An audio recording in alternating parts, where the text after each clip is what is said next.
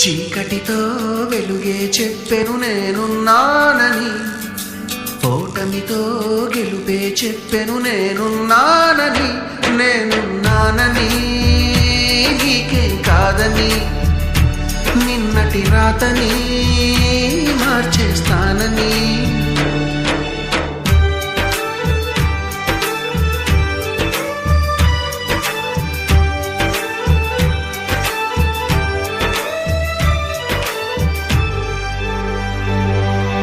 తగిలే రాళ్ళని పునాది చేసి ఎదగాలని, తరిమే వాళ్ళని హితులుగా తలచి ముందుకెళ్ళాలని.